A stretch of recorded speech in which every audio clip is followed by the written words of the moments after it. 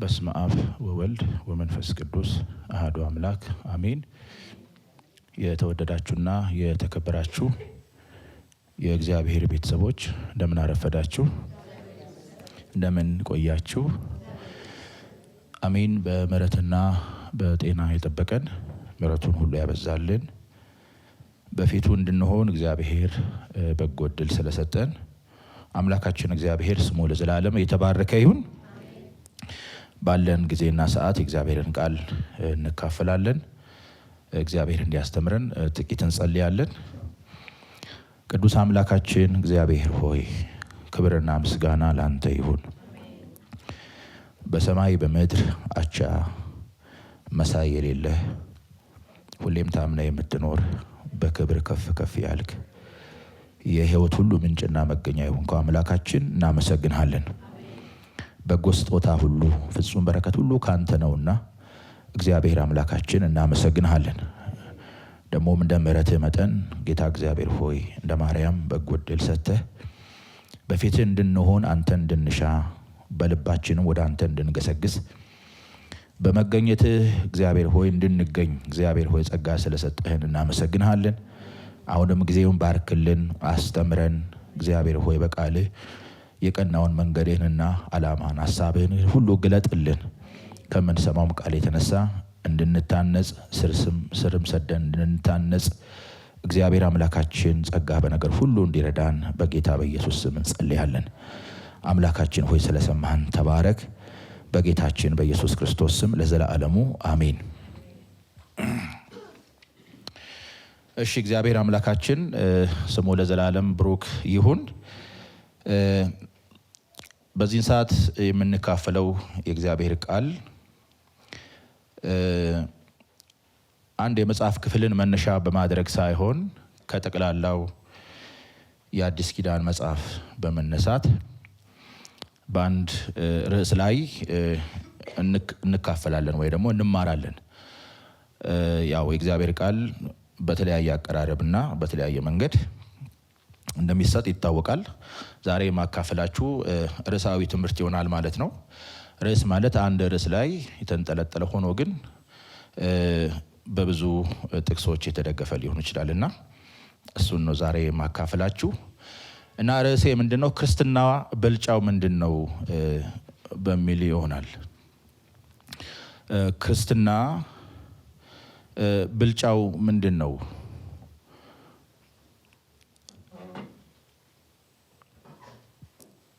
ይሄ አሁን ያለንበት ህይወት የተከተልነው የገባንበት ይሄ መንገድ ብልጫው እንዴት ነው በሚል እንካፈላለን።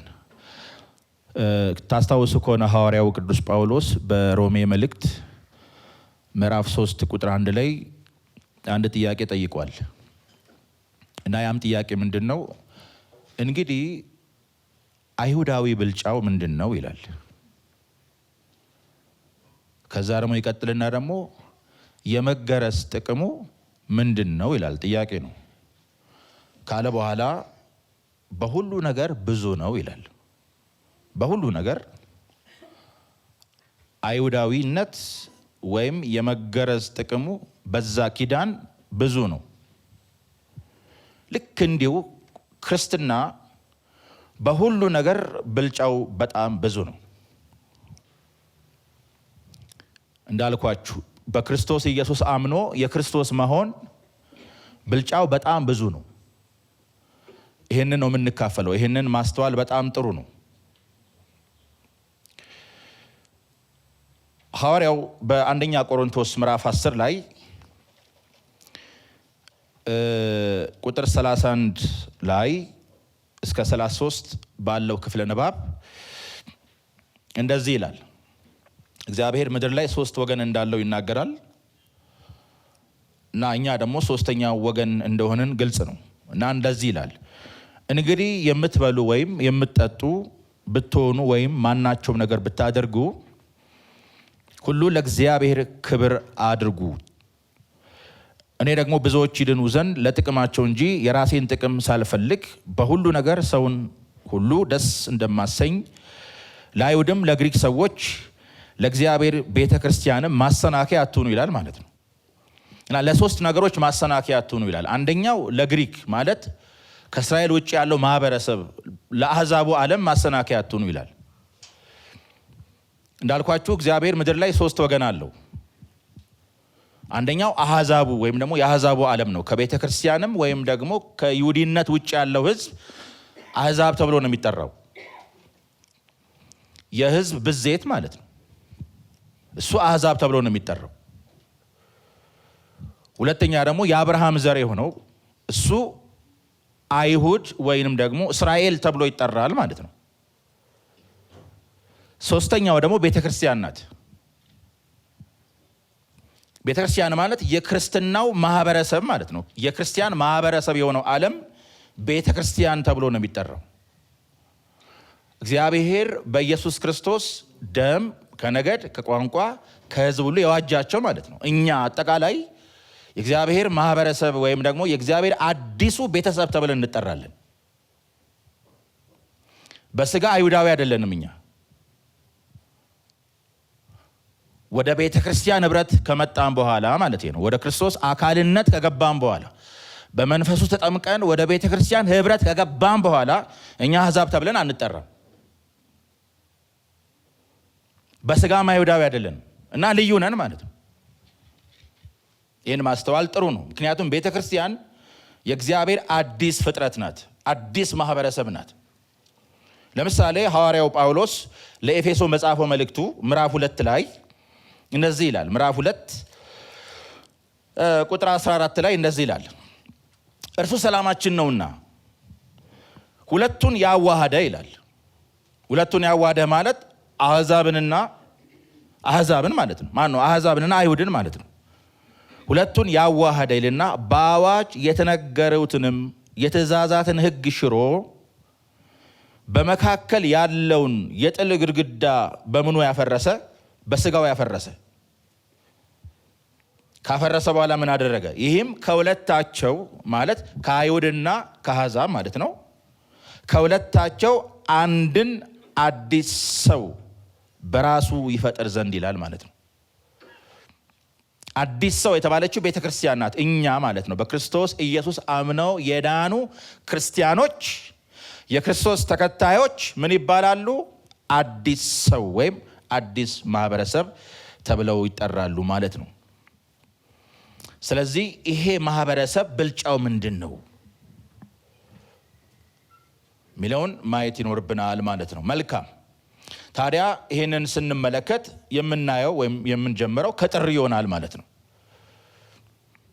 ክርስትናን ወይም የክርስቶስ ኢየሱስ ተከታይ መሆንን ልዩ ከሚያደርጋቸው ነገሮች አንዱ ጥሪው ነው። ክርስትና ከጥሪ ስለሚጀመር ማለት ነው። እግዚአብሔር እንደምታውቁት በልዩ ልዩ መንገድ ሰዎችን ይጠራል።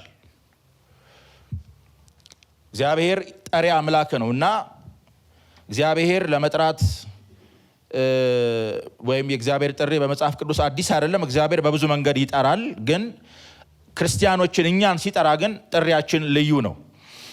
ሐዋርያው በኤፌሶን መልእክት በዕብራውያን መልእክት ምዕራፍ 3 ላይ ቁጥር 1 እንደዚህ ይለናል ጥሪያችንን በተመለከተ። ስለዚህ ከሰማያዊ ጥሪ ተካፋዮች የሆናችሁ ቅዱሳን ወንድሞች ሆይ የሃይማኖታችን ሐዋርያና ሊቀ ካህናት ኢየሱስ ክርስቶስን ምን በሉ ይላል? ተመልከቱ ይላል ማለት ነው። እግዚአብሔር በጌታችን በኢየሱስ ክርስቶስ እኛን ለሰማያዊ ጥሪ ምን አድርጎናል ማለት ነው? ጠርቶናል ማለት ነው። በሌላ ቋንቋ ጥሪው ከምድር ወደ ሰማይ የሚወስድ ጥሪ ነው ማለት ነው። ከምድር የሚያላቅቅ አድራሻ የሚያስቀይር ሰማያዊ የሚያደርግ ጥሪ ነው።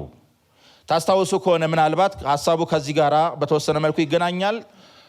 በዮሐንስ ራዕይ ምዕራፍ 4 ቁጥር 1 ላይ ሰማይ ይከፈትና ከዛ ከተከፈተው ሰማይ አንድ ድምፅ ይወጣል። ያም ድምፅ ምንድነው? ዮሐንስን ወደ ሰማይ የሚጠራ ነው። ከዚህ በኋላ ሊሆን ያለውን አሳያለሁና ወደዚህ ውጣ የሚል ጥሪ ለዮሐንስ ይቀርብለታል ማለት ነው። እና ዮሐንስ በመንፈስ በመወሰድ ከምዕራፍ 4 በኋላ ያለውን ሰማይ ሆኖ በመንፈስ እንደጻፈው ክፍለ ንባቡ ይነግረናል። እና እሱ በአካል ያለው ፍጥሞ ደሴት ነው። ግን ከዚህ በኋላ የሚያስፈልገው ነገር አሳያለሁ እና ወደዚህ ውጣ በማለት ባለራእዩን በመንፈስ ወደ ሰማይ እንደወሰደው ክፍለ ንባቡ ይነግረናል። እና የመጀመሪያው ክርስትና ሲጀምር የጀመረው በጥሪ ነው ማለት ነው። ሰማያዊ ጥሪ፣ ከምድር ወደ ሰማይ የሆነ የእግዚአብሔር ጥሪ ማለት ነው። የጥሪው ዓላማ ብዙ ሊሆን ይችላል። ግን ከብዙ ጥሪዎቹ ግን ሁለቱን ብቻ ነክሰን ብንመለከት የጥሪው ዓላማ እኛን የዘላለም ክብሩ ተካፋይ እንድንሆን የሚያደርግ ወይም ከመለኮት ባህሪ ተካፋይ እንድንሆን የሚያደርግ ጥሪ ነው። እግዚአብሔር ጠራን ስንል ለምንድን ነው የጠራን ስንል ወደ ዘላለም ክብሩ። እግዚአብሔር ክብር አለው፣ ክብሩ ዘላለማዊ ነው እና የዚህን የዘላለም ክብር ተካፋዮች እንድንሆን እግዚአብሔር ጠርቶናል። ጥሪው ልዩ የሚያደርገው ለዛ ነው። ወይም ደግሞ በዓለም ካለው ምግባረ በልሹ ሕይወት ነፃ በማውጣት እኛን የመለኮት ባህሪ ተካፋዮች የሚያደርግ ጥሪ ማለት ነው። የቤተ ክርስቲያን ጥሪ እግዚአብሔር እስራኤል እንደጠራው አይነት ጥሪ አይደለም። ለምሳሌ በዘፍጥረት ምዕራፍ 12 ቁጥር 1 ስትመለከቱ እግዚአብሔር አብርሃምን ጠራው እና አብርሃምን ሲጠራው ምንድን ነው ያለው? አብርሃም ሆይ ከአገርህ ከዘመዶችህ እና ከቤተሰቦችህ ተለይተህ እኔ ወደማሳይህ ወደ ማንኛው ምድር ምን በል ውጣ ነው ያለው ማለት ነው። አብርሃም ያለው በኡር ነው፣ ግን ከኡር ወደ ከናን የሚጠራ ጥሪ ማለት ነው። ግን እግዚአብሔር ግን እኛን ሲጠራን ግን ለእንዲህ አይነት ጥሪ ሳይሆን ለሰማያዊ ጥሪ የጠራን፣ ወደ ዘላለም ክብሩ የጠራን፣ ከመለኮት ባህሪ ተካፋይ እንድንሆን እግዚአብሔር ጠርቶናል። ስለዚህ ክርስትና ልዩ የሚያደርገው የመጀመሪያው ነገር ጥሪው ነው። ይህንን ክርስቲያን ሊያስተውል ይገባል ማለት ነው። እግዚአብሔር ጠርቶኛል፣ ሰማይ ጠርቶኛል የሚል አንድ ክርስቲያን እግዚአብሔር ለምን እንደጠራው ማወቅ አለበት ማለት ነው። በእጅ ያለ ወርቅ እንደ መዳብ ተቆጠረ እንደሚባል እንደዛ እንዳይሆን ጥሪን ማስተዋል በጣም መልካም ነው። ስለዚህ ክርስትና ብልጫ ምንድን ነው ስንል የሚጀምረው ከጥሪው ነው ማለት ነው። እግዚአብሔር ጠራን ስንል ለምን ጠራን? ለሰማያዊ ጥሪ እንድንሆን ወይም ከዚህ ተካፋይ እንድንሆን እግዚአብሔር እኛን ጠራን ማለት ነው። ሁለተኛ ጥሪ ካለ መቼስ ከጥሪ ጋር ተያይዞ የሚከተል ነገር አለ። ይሄው ምንድን ነው? እግዚአብሔር እኛን የባረከበት በረከት ነው። ክርስትናን አሁንም ልዩ የሚያደርገው ወይም የእግዚአብሔርን ማህበረሰብ ልዩ የሚያደርገው ሁለተኛው ነገር በረከቱን። እግዚአብሔር ባረከን ስንል በምን አይነት በረከት ባረከን? የኛ በረከት ምን ይመስላል? ሐዋርያው በኤፌሶን መልእክቱ በጻፈው ማለት ነው ምዕራፍ 1 ላይ ማየት እንችላለን። ምዕራፍ 1 ቁጥር 3 ላይ እንደዚህ ይለናል።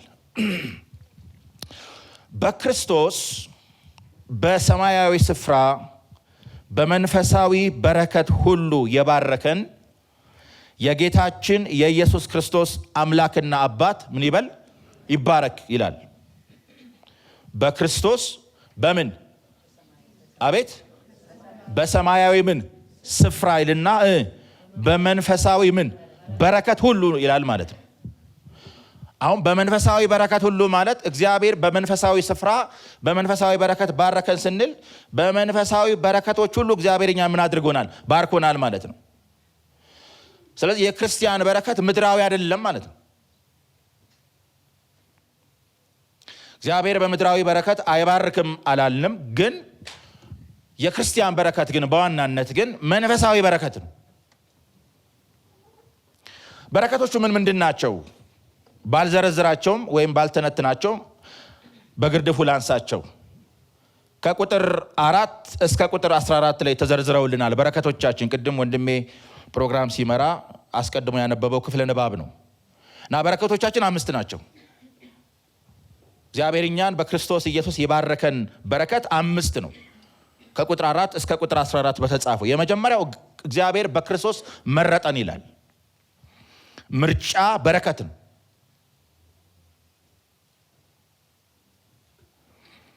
ሁለተኛ ልጆቹ ልንሆን አስቀድሞ ወሰነን ይላል።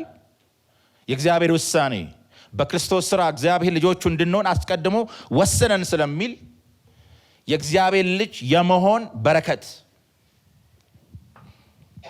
ሶስተኛው ቤዛነታችንን አገኘን ይላል ማለት ነው። ቁጥር 7 ላይ ሰፋፊ ትምህርቶች ናቸው፣ ግን ይህን አልተነትንም። ግን በግርድፉ በረከታችን ቤዛነትን ማግኘት ነው። እግዚአብሔር ቤዛ ልኮ በልጁ በክርስቶስ ኢየሱስ ታድጎናል እና የበረከታችን ሶስተኛው ቤዛነትን ማግኘት ነው። አራተኛው ጸጋውን አበዛልን። እግዚአብሔር የሚበዛ ጸጋ ሰጠን ማለት ነው። ጸጋውን በጥበብና በአእምሮ ሁሉ አበዛልን ይላል። እግዚአብሔር የሚበዛ ጸጋ ሰጥቶናል። ቁጥር 8 ላይ ማለት ነው። ከዛ የመጨረሻው በክርስቶስ ኢየሱስ ርስትን ተቀበልን ይላል ማለት ነው። በክርስቶስ እግዚአብሔር ርስትን ሰጥቶናል። ቁጥር 11 ላይ ማለት ነው። እነዚህ በረከቶቻችን ናቸው ማለት ነው። እግዚአብሔር በክርስቶስ ኢየሱስ ባረከን ስንል እግዚአብሔር እኛን በክርስቶስ መምረጡ፣ ልጆቹ ልንሆን አስቀድሞ መወሰኑ፣ ቤዛነታችን ማግኘት፣ ጸጋውን አበዛልን፣ ጸጋ መቀበል እና በክርስቶስ ኢየሱስ እግዚአብሔር ርስትን ለኛ መስጠቱ እነዚህ በረከቶቻችን ናቸው ማለት ነው። ይሄ ከምንም ጋር የማይወዳደር በረከት ማለት ነው። ኦልሬዲ እግዚአብሔር ክርስቲያንን ባርኮታል ማለት ነው። አልተባረኩም ማለት አይችልም ክርስቲያን ማለት ነው።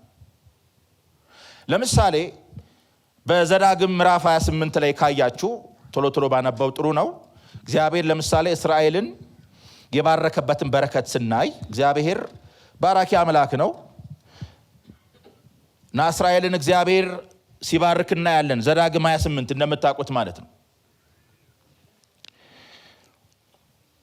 ግን በኤፌሶን ምዕራፍ 1 እና በዘዳግም ምዕራፍ 1 ላይ በዘዳግም ምዕራፍ 28 ያለው በረከት በብዙ መንገድ የተለያየ ነው። ዘዳግም 28 በረከቱ ምድራዊ ነው። ዘዳግም 28 በረከቱ ምድራዊ ነው። እግዚአብሔር እስራኤልን የባረከበት በረከት ማለት ነው። ምዕራፍ 1 ላይ ደግሞ እግዚአብሔር እኛን በክርስቶስ ኢየሱስ በማመናችን የባረከው በረከት ነው። በኤፌሶ ምዕራፍ 1 ላይ ያለው በረከት መንፈሳዊ ነው። ዘዳግም 28 ላይ ያለው በረከት ምድራዊ ነው።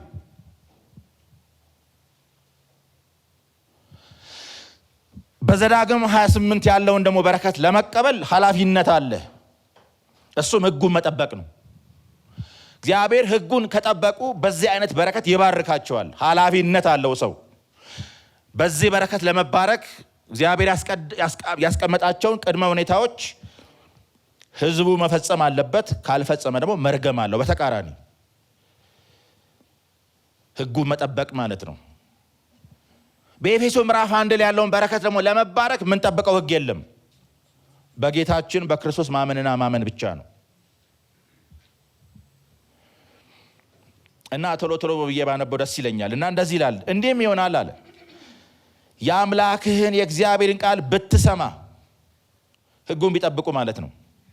ዛሬ የሚያዘዝኩን ትእዛዝ ሁሉ ብታደርግ ብትጠብቀውም አምላክ እግዚአብሔር ከምድር አሕዛብ ሁሉ ከፍ ከፍ ያደርግሃል። የአምላክህን የእግዚአብሔርን ቃል ብትሰማ እነዚህ በረከቶች ሁሉ ይመጡልሃል ይላል፣ ያገኙህማል። አንተ በከተማ ብሩክ ትሆናለህ ይላል። አሪፍ ነው አይደል?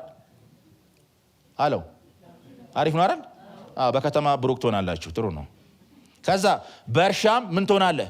ብሩክ ትሆናለህ ይላል። እርሻ በእርሻ በቃ እርሻ በጣም በቃ። ከዛስ የሆድን ፍሬ፣ የምድርን ፍሬ፣ የከብትህንም ፍሬ፣ የላምንም ርቢ፣ የበግህንም ርቢ ብሩክ ይሆናል አለ። በጣም አሪፍ ነው። እንቅብህና ቡቃያ ብሩክ ይሆናል አለ። በቃ እንጀራህን ሁሉ እግዚአብሔር ባርካለሁ እያለ ነው።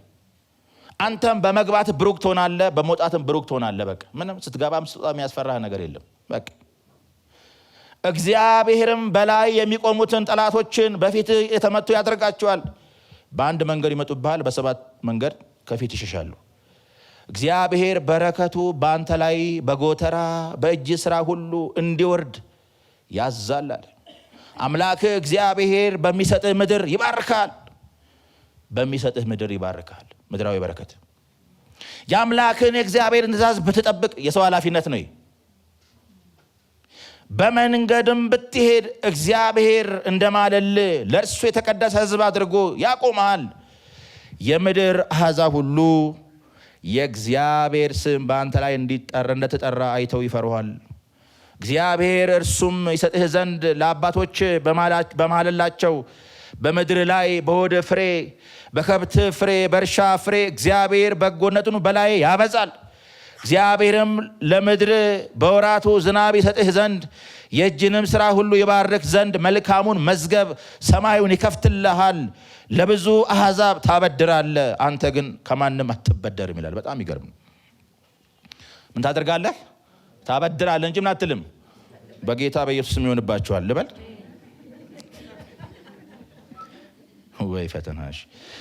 ዛሬም ያዘዝኩን የአምላክን የእግዚአብሔርን ትእዛዝ ሰምተህ ብትጠብቃት ብታደርጋትም ዛሬም ካዘዝኩ ከነዚህ ቃሎች ወደ ቀኝ ወደ ግራም ባትል ታመልካቸውም ዘንድ ሌሎችን አማልክት ባትከተል እግዚአብሔር ራስ ያደርጋል እንጂ ጅራት አያደርግም። ሁልጊዜ በላይ እንጂ በታች አትሆንም። አሪፍ ናት አይደል? ይሄ ነው በረከታቸው። ሙሉ እንዳላነብ ጊዜ አይኖረኝም። ተቃራኒ ደግሞ ስታነቡ ትደነግጣላችሁ። ሕጉን ባጠበቅ ደግሞ አለ። እሱ ላንብብላችሁ መሰለኝ። አጥሩ ነው። እሺ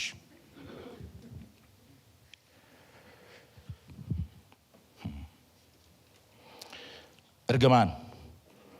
ነገር ግን የአምላክን የእግዚአብሔርን ቃል ባትሰማ ዛሬም ያዘዝኩን ሥርዓት ትእዛዙን ሁሉ ባትጠብቅ ባታደርገውም እነዚህ መርገሞች ሁሉ ይመጡብሃል፣ ያገኙሁማል።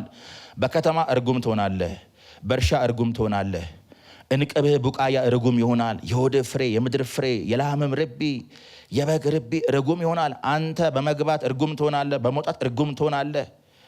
እኔን ስለተውከኝ ስለ ሥራ ክፋት እስክትጠፋ ፈጥነህም እስክታልቅ ድረስ በምትሠራው ሥራ ሁሉ እግዚአብሔር መርገምን፣ ሽሽትን፣ ተግሳጽን ይሰድብሃል። እግዚአብሔር ተወርሳት ዘንድ ከምትገባባት ምድር እስኪያጠፋ ድረስ ቸነፈር ያመጣብሃል። እግዚአብሔር በክሳት በንዳድ በጥብሳትም በትኩሳትም በድርቅም በዋግም በአረሞም ይመታሃል። እስክጠፋ ድረስ ያሳድኋል። በራስም ላይ ሰማይ ነሐስ ይሆንብሃል። በስመ አብ። ከእግርም በታች ምድሪቱ ብረት ትሆንብሃለች። እግዚአብሔር የምድርን ዝናብ ትቢያና አፈር ያደርጋል። እስክጠፋ ድረስ ከሰማይ ይወርድብሃል። መጨረስ ትችላላችሁ። ይሄ ኃላፊነት ነው። ሕጌን ባትጠብቅ ይሄ ይሆናል፣ በዚህ እመታሃለሁ ይላል ማለት ነው። እና ይህንን በረከት ለመባረክ ኃላፊነቱ ምንድን ነው? ሕጉ መጠበቅ ነው። እንደ ሕጉ መኖር ነው። በእግዚአብሔር ፈቃድ ስር መመላለስ ነው። ይህን ካደረክ በቃ በላይ በታች የተባረክ ትሆናለህ ይላል ማለት ነው። ግን የዚህ ተቃራኒ ግን ኤፌሶን ላይ ያለው ምዕራፍ 1 ቁጥር 3 እግዚአብሔር እኛን በክርስቶስ ኢየሱስ በሰማያዊ ስፍራና በመንፈሳዊ በረከት ሁሉ ባርኮናል። አሜን ነው። እና የባረከን አምላካችን እግዚአብሔር የተባረከ ይሁን።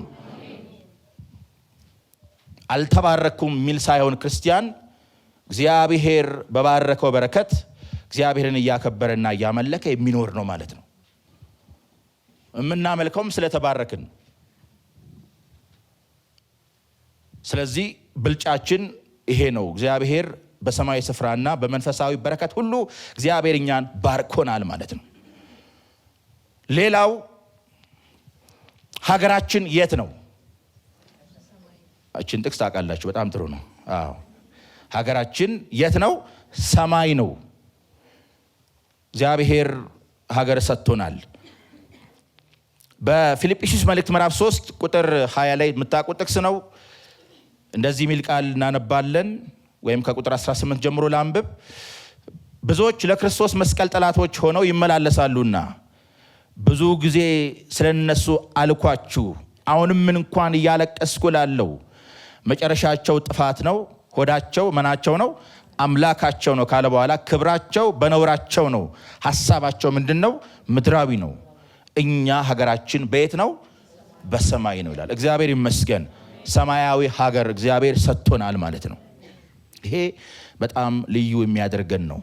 ሌላው በኤፌሶን መልእክት ምዕራፍ 2 ቁጥር 18 ላይ እግዚአብሔር ባለ ሀገር እንዳረገን ይናገራል ሐዋርያው። ምዕራፍ 2 ቁጥር 18 ላይ በእርሱ ስራ በጌታችን በክርስቶስ የማዳን ስራ ማለት ነው እና ሁላችን በአንድ መንፈስ ማለት በመንፈስ ቅዱስ ማለት ነው። በአንድ ሐሳብ ለማለት አይደለም። በእርሱ ስራ ሁላችን በአንድ መንፈስ ወይም በመንፈስ ቅዱስ ወደ አብ መግባት አለን፣ ወደ እግዚአብሔር መገኘት ማለት ነው። ሀገር እንዲኖረን ያደረገው እሱ ነው። እግዚአብሔር በላይ በሰማይ ስላለ ማለት ነው። በእርግጥ ምድርና መላዋ የእሱ ናት።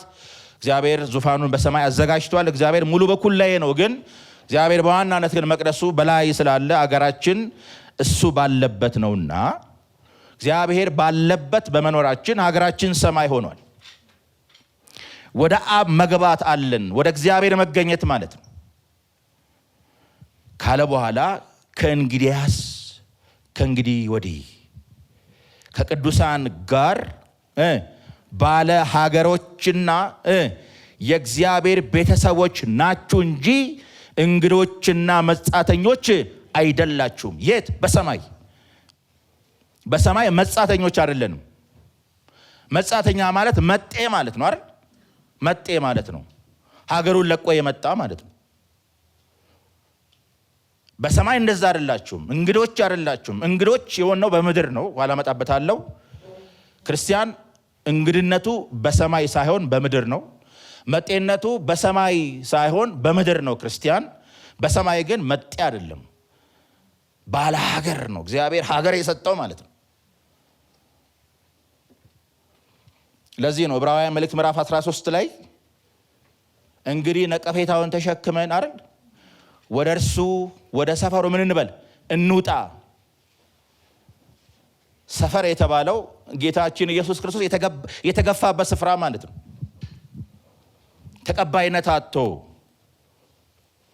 ከኢየሩሳሌም ውጪ እንዲሰቀልና እንዲገደል ተደርጓል እና ወደ እርሱ ወደ ሰፈሩ እንውጣ ካለ በኋላ በዚህ የምትኖር ከተማ የለችንምና ይላል።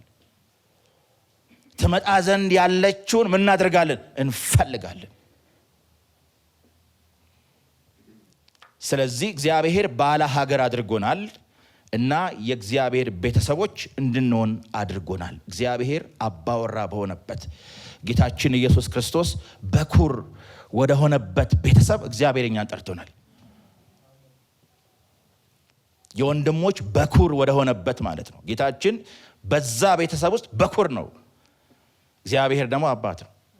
ወደዚህ እግዚአብሔር እኛን ጠርቶናል፣ ባለ ሀገር አድርጎናል ማለት ነው። ይሄ በጣም ልዩ ያደርገናል እኛን ማለት ነው። ሀገራችን በሰማይ ነውና መልካም። ሌላ ከሰማይ ምን እንጠብቃለን? ከሰማይ ምን እንጠብቃለን? ወይም የምንጠብቀው ምንድን ነው? አሁንም ከሰማይ የምንጠብቀው ከሰማይ የሚመጣውን መድኃኒት ነው። እዛው ምዕራፍ 3 ቅድም አንብቤ ያለውኝ በፊልጵስዩስ መልእክት ምዕራፍ 3 ላይ ቁጥር 19 እንዳነበብኩት መጨረሻቸው ጥፋት ነው፣ ሆዳቸው አምላካቸው ነው፣ ክብራቸው በኖራቸው ነው፣ ሐሳባቸው ምድራዊ ነው። እኛ ሀገራችን በሰማይ ነውና ካለ በኋላ ከዛም ደግሞ የሚመጣ ይላል። ከየት? ከሰማይ። ሀገራችን በሰማይ ነው ካለ በኋላ ከዛ ሀገራችን ከሆነው ሰማይ ማለት ነው የሚመጣ መድኃኒትን እርሱንም ጌታ ኢየሱስ ክርስቶስን እንጠባበቃለን ይላል ማለት ነው። ከሰማይ የሚመጣ መድኃኒት አለ ማለት ነው። እርሱን እንጠባበቃለን። በጣም የሚገርመው በመጀመሪያ መምጣቱ ሊያድነን ነው የመጣው። ታውቃላችሁ አይደል? በማቴዎስ ወንጌል ምዕራፍ 1 ቁጥር 21 ላይ እንደተጻፈው እርሱ ሕዝቡን ከኃጢአታቸው ያድናቸዋልና ስሙን ማን ትለዋለህ? ኢየሱስ ትለዋለህ ተብሎ እንደተጻፈ ጌታችን ኢየሱስ ክርስቶስ በመጀመሪያ መምጣቱ የመጣው ከሰማይ ነው። ከሰማይ የመጣው ይሄ መድኃኒት እኛን ከኃጢአትና ከኃጢአት ውጤት እንዳዳነን ግልጽ ነው። አሁን ደግሞ ከሰማይ ይመጣል ጌታ ማለት ነው። እና አሁንም ከሰማይ ሲመጣ መድኃኒት ሆኖ ነው የሚመጣው ማለት ነው። ከመድኃኒት ሆኖ የሚመጣ መድኃኒት እርሱን እንጠባበቃለን። እርሱም ሁሉን እንኳን ለራሱ ሊያስገዛ እንደሚችልበት አሰራር ክቡር ሥጋው እንዲመስል የተዋረደው ሥጋችንን ምን ያደርገዋል? ይለውጠዋል። ሁሉን ሊያስገዛ በሚችልበት አሰራር በኃይሉ ይሄንን የተዋረደውን ሥጋችን ጌታችን ኢየሱስ ክርስቶስ የሱን ክቡር ሥጋ እንዲመስል ምን ያደርገዋል? ይለውጠዋል። በትንሣኤ ማለት ነው። ጌታችን ዳግመኛ ሲመጣ ከሚያረጋቸው ነገሮች አንዱ ይሄንን የተዋረደውን አካላችንን ወደ ክቡር ሥጋው መለወጥ ነው ማለት ነው። ለዛ ለመንፈሳዊው ዓለም የሚስማማ ማንነት ይሰጠናል ማለት ነው ጌታ። ይህንን ጌታ እንጠብቀዋለን። ከሰማይ ነው የምንጠብቀው፣ ከየትም አይደለም የምንጠብቀው። እና ሁሉ ነገራችን ከሰማይ ጋር ነው የሚገናኘው ማለት ነው። ሀገራችንም ሰማይ ነው እንዳልኳችሁ፣ ጥሪያችን ራሱ ሰማያዊ ነው። ከሰማያዊ ጥሪ ተካፋዮች ሆናችሁ ይላል እግዚአብሔር። እኛን ከሰማያዊ ጥሪ ተካፋይ እንድንሆን ምን አደረገን? ጠራን። እግዚአብሔር በመንፈሳዊ በረከት በሰማያዊ ስፍራ ምን አደረገን? ባረከን። እግዚአብሔር በሰማይ ባለ ሀገር እንድንሆን አደረገን። ሀገር እንዲኖረን ማለት ነው። በጣም ልዩ ነው። አሁን ደግሞ ራሱ ከሰማይ ደግሞ መድኃኒትን እንጠባበቃለን። ከምድራዊ መቅደስ አይደለም የምንጠብቀው፣ ከላይ ከሰማይ መድኃኒታችንን ኢየሱስ ክርስቶስን እንጠባበቃለን። ክብር ለሱ ይሁን።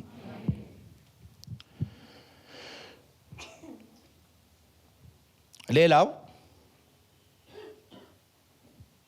ወደፊት የምንለብሰው አካል ራሱ ምን ይመስላል? ወይንም ልብሳችን ራሱ ከየት ይመጣል?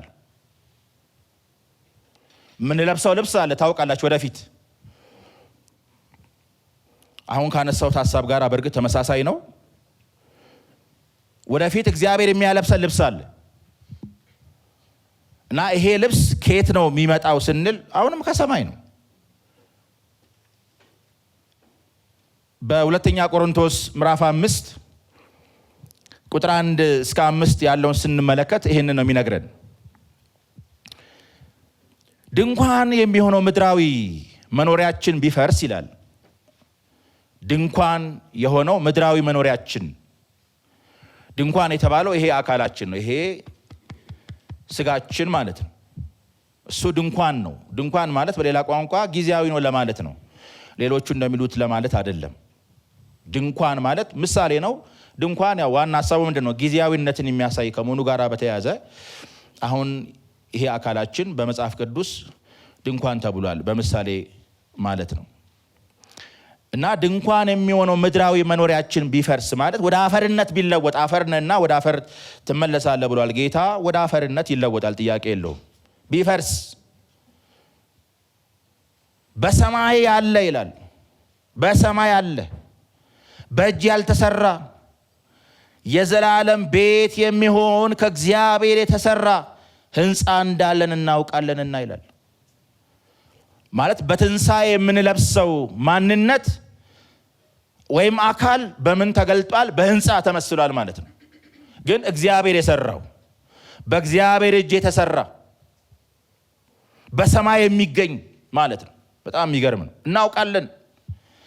በዚህ ውስጥ በእውነት እንቃትታለን ማለት በዚህ አካላችን አሁን ባለን ማንነት በቃ በመቃተት ውስጥ አለን። ከኃጢአት ጋር ያለ ትግል አለ። ከሰይጣን ጋር የሚኖር ውጊያ አለ። መውደቅ መነሳት አለ እና በዚህ ምክንያት በእውነት እኛ እንቃትታለን። እግዚአብሔር ከዚህ ሰውነት እንዲገላግለን ማለት ነው። እንቃትታለን ካለ በኋላ የምፈልገው ጥቅስ ይሄ ነው። ከሰማይም የሚሆነውን ይላል። በጣም የሚገርም። ከሰማይም የሚሆነውን መኖሪያችንን እንድንለብስ እንናፍቃለንና ከሰማይም የሚሆን መኖሪያችንን እንድንለብስ በእውነት እናፍቃለናል። ያንን ለመልበስ ትግሉ መቃተቱ ያንን ለመልበስ ነው ማለት ነው። ለብሰን ራቆታችን አንገኝም። በእውነትም የሚሞተው በሕይወት ይዋጥ ዘንድ ልንለብስ እንጂ አለ። ስንለብስ ነው ሞት በሕይወት የሚዋጠው። ልንገፈፍ የማንወድ ስለሆነ በድንኳኑ ያለን እኛ አለ ከብዶን እንቃትታለን።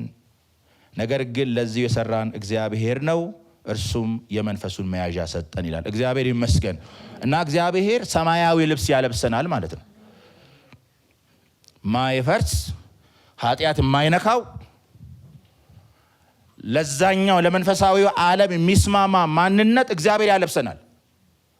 እና ይሄ ልብስ የሚገኘው በሰማይ ነው። እና ይሄንን ልብስ እግዚአብሔር ሊያለብሰን ምንም ጥያቄ የለውም፣ ኪዳን ገብቷል። እና ይህንን ልብስ ለመልበስ በእውነት እኛ እንቃትታለናል፣ ተስፋ እናደርገዋለን ማለት ነው። በቃ እግዚአብሔር ሁሉ ነገራችንን ከዛ ጋር አስተሳስሮታል ማለት ነው። ሌላው ሊቀ ካህናታችን የት ነው ያለው? ሊቀ ካህናታችን የት ነው ያለው ስንል በእውነት እሱ በክብር ነው ያለው። ዕብራውያን መልእክት ምዕራፍ 8 ላይ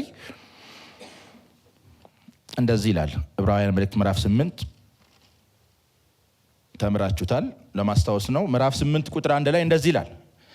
ከተናገርነው ዋና ነገሩ ይሄ ነው ይላል። በሰማያት በግርማው ቀኝ የተቀመጠ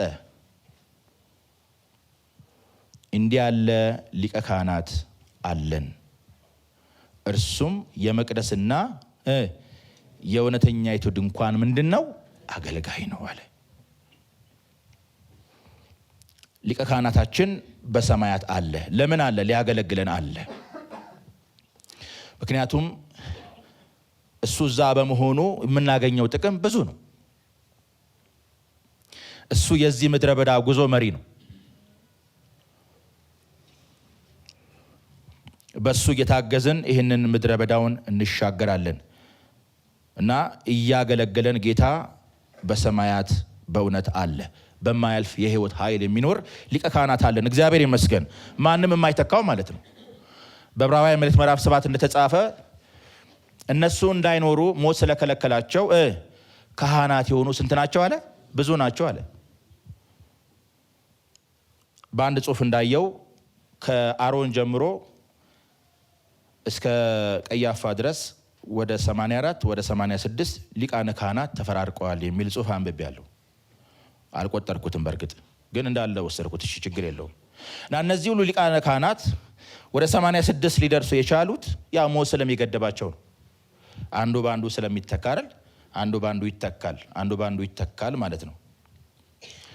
እና የመተካት አገልግሎት ነበር ማለት የመተካካት ማለት ነው። የኛ ሊቀ ካህናት ግን የሚተካው ማንም የለም። ለምን ስንል እሱ ለዘላለም ሕያው ሆኖ ስለሚኖር በማያልፍ የህይወት ኃይል ስለሚኖር ጌታችን ኢየሱስ ክርስቶስ ምትክ የለውም። እሱ ለዘላለም ሊቀ ካህናት ነው። እና ሊቀ ካህናት ደግሞ የሆነው ማንን ለመጥቀም ነው? እኛን ለመጥቀም ማለት ነው። ሊቀ ካህናት የሆነው ለእኛ ነው ማለት ነው። የጌታችን የኢየሱስ ክርስቶስ አዳኝነት ለሁሉም ነው እንደምታውቁት። ሊቀ ካህናትነቱ ደግሞ ለእኛ ለምናምነው ነው። እና ይሄ ሊቀ ካህናታችን በሰማይ ስላለ እግዚአብሔር ይመስገን። ሌላውና የመጨረሻው አሁን ከሰማይ ጋር ባለን ግንኙነት የተዘጋጀልን ተስፋና ርስት የሚገኘው የት ነው? የተዘጋጀልን ተስፋና ርስት የሚገኘው የት ነው? ሐዋርያው ቅዱስ ጴጥሮስ በመልእክቱ እንደዚህ ይለናል። ምዕራፍ 1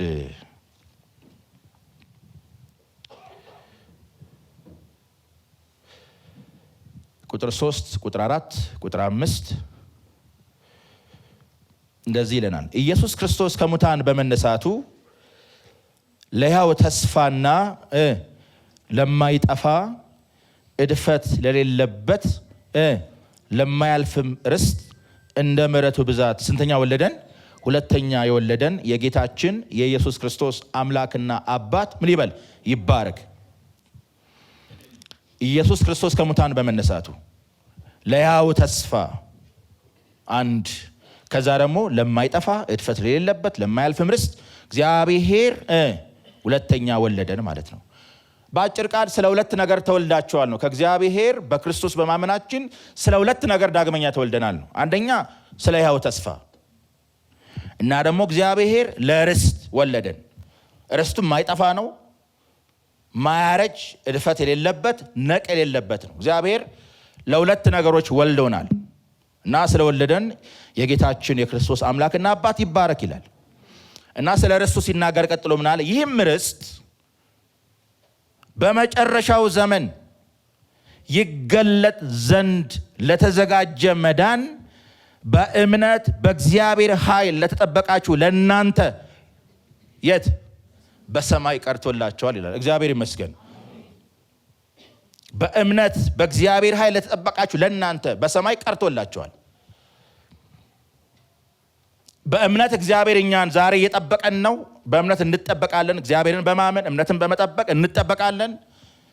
ደግሞ እግዚአብሔር ደግሞ ላይ ርስትን አዘጋጅቶልናል። በሌላ ቋንቋ ምን ማለት ነው? እግዚአብሔር በሰማይ ላዘጋጅልን ነገር እኛን ዘውትር ያዘጋጀናል ማለት ነው እና ይሄ ርስታችን በሰማይ ይገኛል ማለት ነው። ማይጠፋ፣ ማያድፍ፣ ማያረጅ፣ ማይለወጥ እና እግዚአብሔር በእምነት ኃይል ለተጠበቅነው ለእኛ ያዘጋጀልን ነው ማለት ነው። እነዚህ ነገሮች ክርስትናን በጣም ልዩ ያደርጉታል ማለት ነው። መልካም። ይሄ ከሆነ ታዲያ የዚህ ምድር ህይወታችን እንዴት እንገልጠዋለን ደግሞ የሚለው እንመልከት። እስካሁን እግዚአብሔር እኛን ከሰማይ ጋር ያስተሳሰረበትን እውነታዎች ነው የተመለከትነው። ከጠቅላላው የመጽሐፍ ቅዱስ ወይም የአዲስ ኪዳን እውነት በመነሳት እነዛን አይተናል። ኦኬ፣ ምድራዊ ህይወታችን ታዲያ ምን ይመስላል? ሰማይ ሰማይ ብቻ ብለን እንዳንዘናጋ ታዲያ ምድራዊ ህይወታችን እንዴት እንገልጠዋለን በእግዚአብሔር ቃል? ሐዋርያው ቅዱስ ጴጥሮስ በመልእክቱ ምዕራፍ 2 ቁጥር 11 እስከ 12 ያለውን ቃል የተናገረውን እንመለከታለን።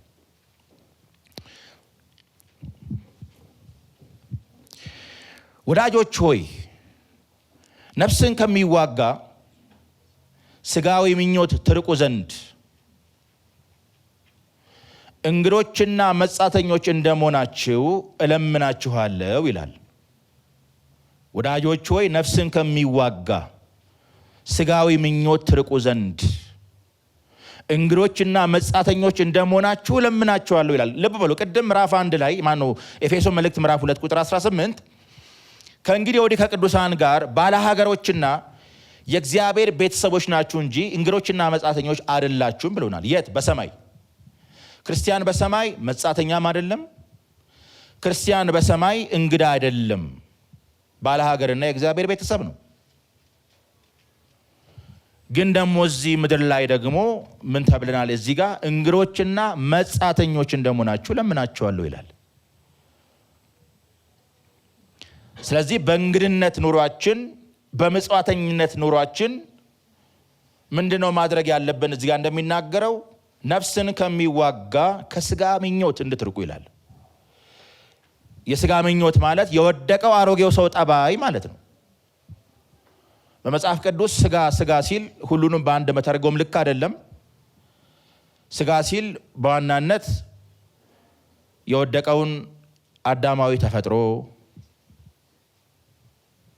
እግዚአብሔር በክርስቶስ መስቀል የሰቀለው ማለት ነው፣ የፈረደበት ማለት ነው እሱ። ሁለተኛ ደግሞ አካላችን ማለት ነው። ይሄ አካላችን ስጋ ተብሏል። ስጋ በራሱ ችግር የለበትም። ይሄ በስጋ እግዚአብሔርን ማክበር ይቻላል። ሐዋርያው ጳውሎስ እንደምታስታውስ በአንደኛ ቆሮንቶስ ምዕራፍ 6 ቁጥር 19 እንደተናገረው በዋጋ ተገዝታችኋልና ከእንግዲህ ወዲህ ለራሳችሁ አይደላችሁም፣ በስጋችሁ ማንን አክብሩ? እግዚአብሔርን አክብሩ ይላል ማለት ነው።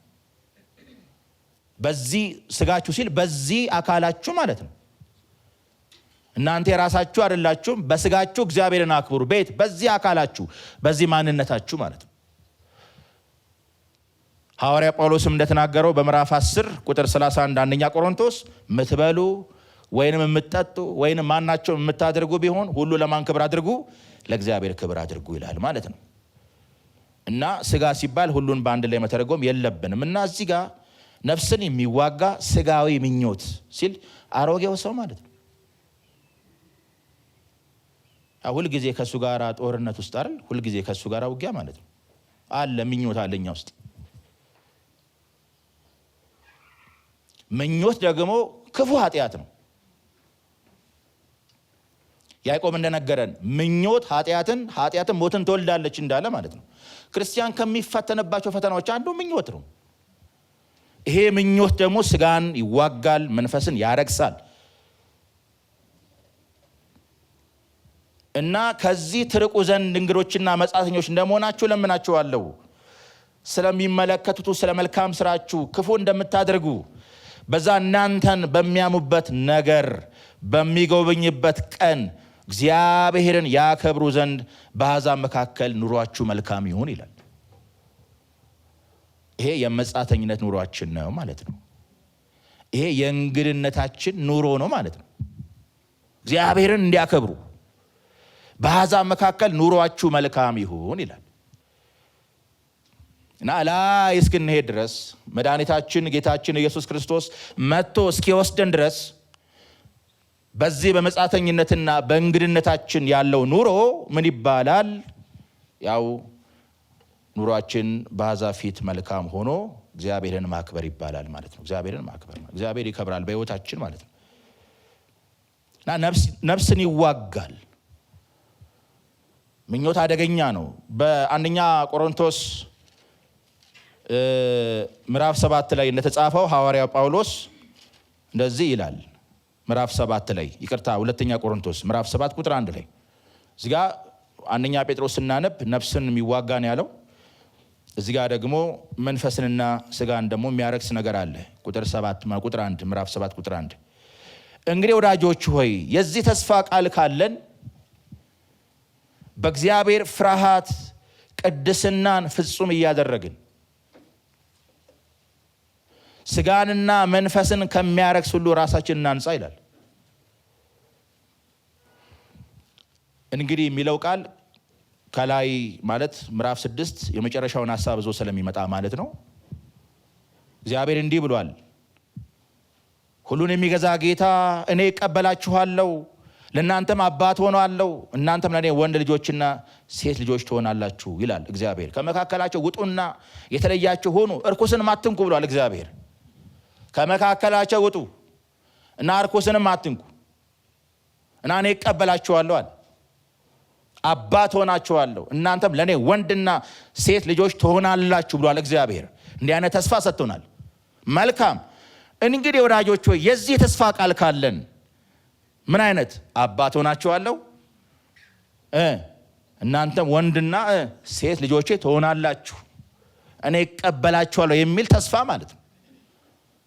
እንዲህ አይነት ተስፋ ካለን በእግዚአብሔር ፍርሃት ቅድስናን ፍጹም እያደረግን፣ ምክንያቱም ቅድስና እግዚአብሔርን የመፍራት ውጤት ስለሆነ ማለት ነው። በእግዚአብሔር ፍርሃት ማለት ቅድስና እግዚአብሔርን የመፍራት ውጤት ነው። እግዚአብሔርን መፍራት ደግሞ የጥበብ ሁሉ መጀመሪያ ነው ተብሏል። ቅዱሱን ማስተዋል፣ ቅዱሱን ማወቅ ማስተዋል ነው ተብሏል። እግዚአብሔርን ማወቅ ማስተዋል ነው። እግዚአብሔርን መፍራት ጥበብ ነው። እና እግዚአብሔርን የሚፈራ ክርስቲያን በቅድስና ሕይወት ይመላለሳል። እና ቅድስና እግዚአብሔርን መፍራት ውጤት ነው። እግዚአብሔር ያየኛል የማለት ውጤት ማለት ነው። በነገራችን ላይ ሕይወትን የምንኖረው በእግዚአብሔር ፊት ነው። በእግዚአብሔር ፊት ነው ሕይወትን የምንኖረው። በሱ ፊት ምንም የተሰወረ ነገር የለንም፣ ግልጥ ነው። እና እግዚአብሔር ያየኛል የሚል ክርስቲያን እንደዛ ነው። እና በእግዚአብሔር ፍርሃት ቅድስናን ፍጹም እያደረግን፣ ፍጹም ይደረጋል፣ ቅድስና ያድጋል፣ ፕሮግረስ ያደርጋል ማለት ነው። እያደረግን ስጋንና መንፈስን ከሚያረክስ ሁሉ ራሳችንን እናንጻ። ቅድም ነፍሳችን ብሎታል። ያው ተለዋዋጭ ሀሳብ ነው። መንፈስ ይረክስ፣ የሰው መንፈስ ይረክሳል ማለት ነው። መንፈሳችን አይረክስም ምናምን የሚሉት ያው በቃ እዚህ ጋር ይላል። ያው መንፈስ ይረክሳል ማለት